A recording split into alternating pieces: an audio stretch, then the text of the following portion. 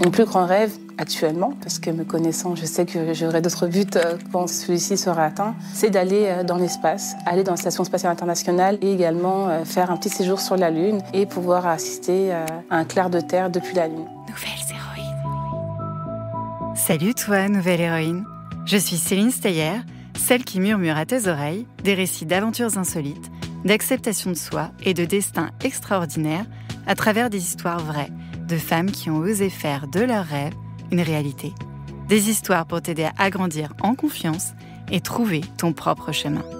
Bienvenue sur Nouvelles Héroïnes, le podcast des Power Girls qui osent rêver grand. Nouvelles Héroïnes. Elle est une nouvelle héroïne, née non loin de Paris, à Montreuil, mais très loin du pays de ses parents, le Mali en Afrique. Nous sommes en 1985, à peine 16 ans après que l'astronaute Neil Armstrong ait posé ses 2 pieds sur la Lune et prononcé cette célèbre phrase. It's one small step for man, one giant leap. Et 11 ans avant que la première femme astronaute française, Claudine Aigneret, aille dans l'espace à bord de la station spatiale Mir. Fatoumata grandit en Seine-Saint-Denis, à Noisy-le-Sec. Son papa est cariste et sa maman femme de ménage. Avant de se coucher, elle observe la nuit prendre sa place dans le ciel et se fascine pour ce curieux croissant lumineux et capricieux qui évolue au gré du mois. Un coup croissant, un autre coup en rond, pas vraiment rond, et enfin tout rond qui nous fait tourner en rond quand il est plein. Beaucoup plus grande que 8 ans et toutes ses dents, Fatoumata trouve dans la bibliothèque de ses parents une encyclopédie. Elle feuillette cet épais objet aux centaines de pages et son doigt s'arrête sur le chapitre « Astronomie ». Oh, c'est beau! Mais c'est le ciel, ça? Ça ne ressemble pas du tout à mon ciel quand le soleil s'est couché, s'étonne la jeune Fatoumata. Fatoumata l'ignore encore, mais si elle ne voit pas autant d'étoiles dans le ciel de Noisy-le-Sec que dans le ciel étoilé de son livre, c'est la pollution lumineuse qui en est la responsable. Mais si les étoiles se font rares, elle laisse briller encore plus fort que les autres ce curieux croissant de lune pour le plus grand plaisir de Fatoumata. Waouh, c'est grand, c'est infini. Je veux travailler là-dedans. Un jour, j'aurai un métier en lien avec les planètes et les étoiles, se promet-elle. Quand Fatoumata n'a pas la tête tournée vers le ciel, elle étudie toutes les matières scientifiques à l'école. Pourquoi ? Elle comprend très vite que pour pousser la porte d'une fusée un jour, il lui faudra plus que sa volonté et sa persévérance. Habiter la Seine-Saint-Denis et être une femme dans un milieu plutôt blanc et masculin, son petit doigt lui dit que la Voie lactée s'avérera plus difficile à atteindre. Quand la cloche sonne la fin des cours, notre nouvelle héroïne file à la maison regarder tous les documentaires sur la galaxie, la Lune, l'astronomie sur la 5e chaîne. Ses parents l'observent et ne doutent pas de leur fille. Ils l'encouragent à conquérir la Lune, ses rêves. À défaut de faire une classe préparatoire à une grande école, elle choisit d'aller à l'université. Une université qui porte le nom d'une grande scientifique franco-polonaise, Marie Curie. En pénétrant le grand portail de l'université, elle se lance dans un cursus pour devenir ingénieure mécanique.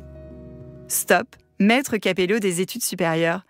Qu'apprend-on en ingénierie mécanique ? Alors, les ingénieurs mécaniques sont comme des inventrices qui utilisent la science et les mathématiques pour créer, construire et réparer toutes sortes de machines et d'objets que nous utilisons tous les jours. Ils apprennent comment les choses bougent et pourquoi. Par exemple, comment un ballon vole dans les airs quand tu le lances. Fatoumata aime tellement ce qu'elle fait qu'elle continue avec un master diplôme en mécanique des fluides, où elle essaie de comprendre comment les liquides, comme l'eau, et les gaz, comme l'air, se déplacent et réagissent quand on les pousse, les tire et les laisse couler. Un jour, elle reçoit un coup de téléphone comme un cadeau venant des étoiles. Non, pas de Tintin, ni de Luke Skywalker. Un appel du Japon. Konnichiwa, mademoiselle Kebe. nous avons une place dans notre promotion ingénierie spatiale à l'université de Tokyo. Seriez-vous d'accord pour nous rejoindre ? Bon, en fait, c'était en japonais. Et elle répond en anglais « Yes, for sure ». Et voilà, Fatoumata partit à Tokyo, au pays nippon, et s'approchant toujours un peu plus des étoiles. Arrivée à Tokyo, Fatoumata n'en revient pas. Tout est différent de Loisy-le-Sec. La gastronomie n'a rien à voir avec les maki, sushi, yakitori du Hokkaido à l'angle de la rue en bas de chez elle. Les maisons n'ont rien à voir avec les immeubles gris cachés derrière les grandes grilles métalliques de Noisy.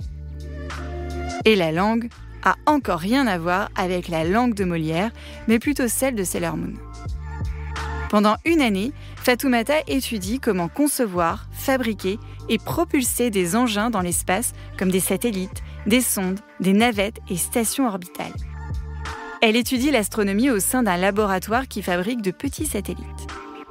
L'espace est un environnement hostile pour l'homme. Et aller sur la Lune, c'est déjà essayer de répondre à ces problématiques comme comment gérer les rayonnements qui proviennent du Soleil en sachant qu'on n'a plus le champ magnétique de la Terre qui nous protège sur la Lune. Si Fatoumata a les yeux rivés dans les livres, les engins, les carlingues, elle continue d'observer le ciel et la Lune. Et comme elle me fascine autant que Fatoumata, je te livre quelques lignes d'une poésie loin d'être lunaire. Cette lune veilleuse éternelle du ciel et objet céleste, partage visuel sans pareil. Elle se révèle à toutes bien plus que les planètes. Sa clarté, son éclat en nous, elle s'entête. Son image résonne dans les contes, les mythes, les religions anciennes et autres livres qui trônent sur ta table de chevet. Le Petit Prince, d'Antoine de Saint-Exupéry, De la Terre à la Lune, de Jules Verne, Le Château de la Lune, de Daphné du Maurier. Depuis des millénaires, de nos nuits, elle est reine, mesurant le temps, cycle sans fin. Son visage changeant chaque nuit ébloui, tandis que le soleil, dans sa course infinie, revient lentement à sa position. La lune, quant à elle, guide nos émotions. Explorée par l'homme, tantôt d'ici, tantôt là-bas, sa formation intrigue, questionne et débat. La théorie de l'impact géant s'impose. Quand la Terre en formation avec Théa explose, les débris s'unissent, créant ce satellite. Mais des mystères subsistent, défiant les élites. L'humanité reste fascinée par ce mystère.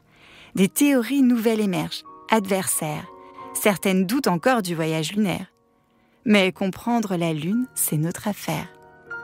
Éclipses et phases, culture à partager, pour que toutes puissent savoir s'émerveiller. Elle attire toujours les regards vers les cieux.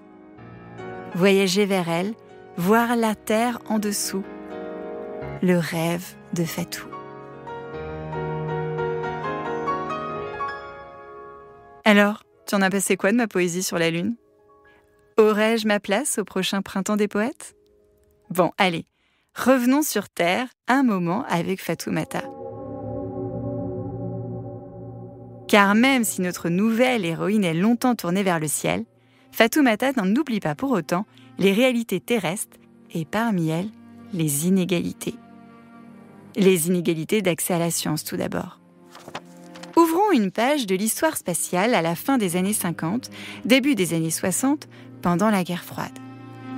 Savais-tu que 3 femmes noires ont travaillé à la NASA, alors que la ségrégation raciale était toujours d'actualité aux États-Unis ? Tout d'abord, il y a Mary Jackson. Elle était mathématicienne et fut promue ingénieure après avoir suivi une formation pour laquelle elle a dû obtenir une autorisation spéciale, car les cours se déroulaient au sein d'un établissement ségrégué qui excluait les personnes noires. Mary fut la première femme noire ingénieure de la NASA en 1958. Ensuite, il y a Dorothy Vaughan. Elle travaillait chez un ancêtre de la NASA, la NACA.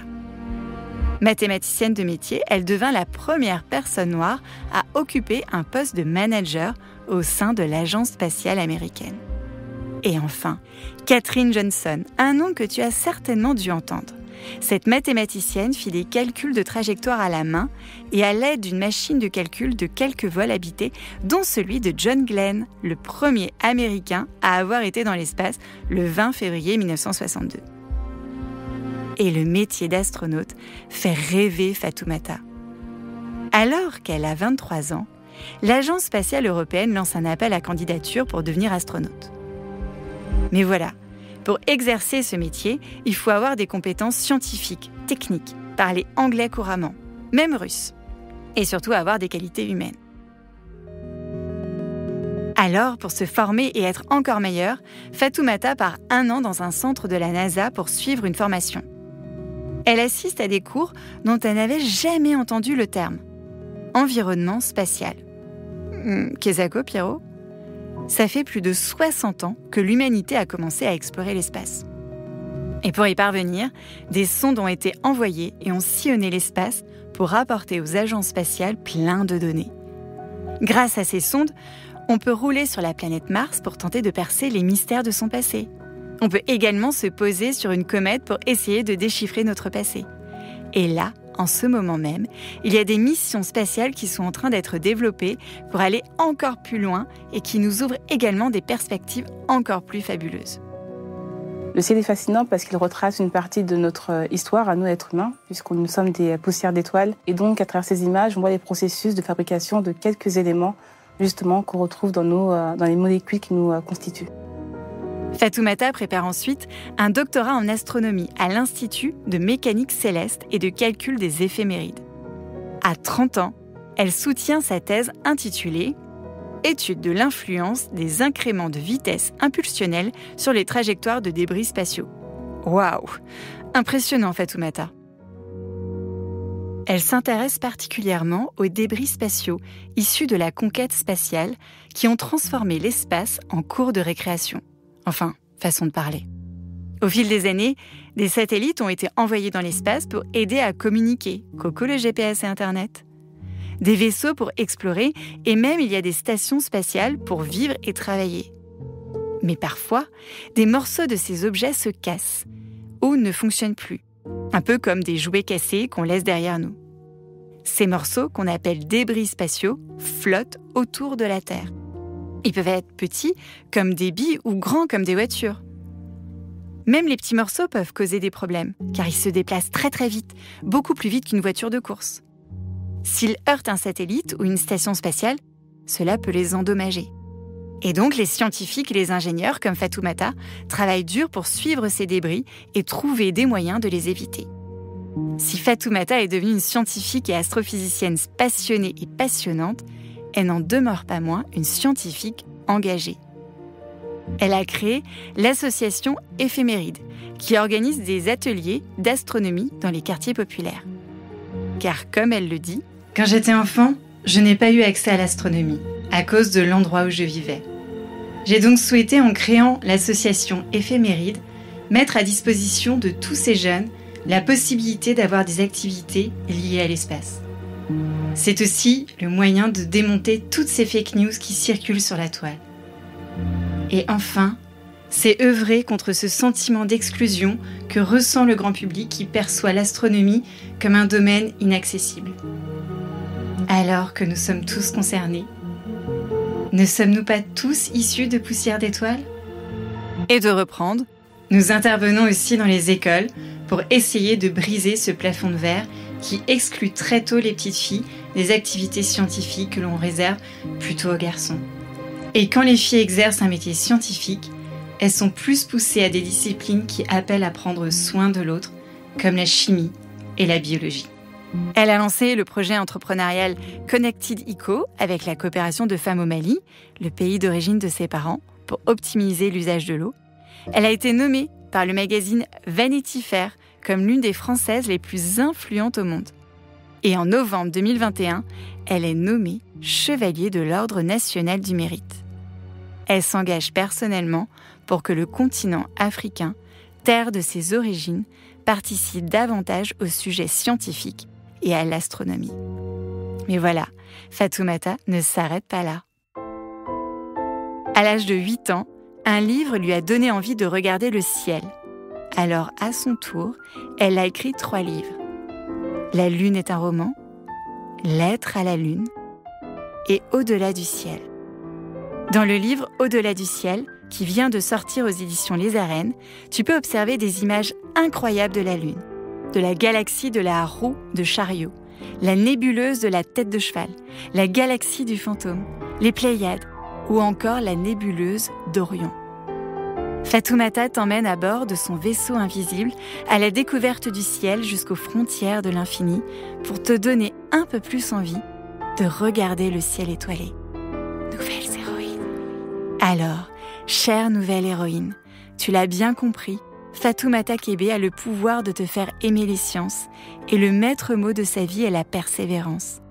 Chaque petite victoire la rapproche de ce que Fatoumata souhaite le plus. Marcher sur la Lune pour regarder la Terre depuis la Lune, comme dans ses plus beaux rêves. Psst, si tu fermes les yeux, je te glisse le message que Fatoumata Kébé espère que tu entendras.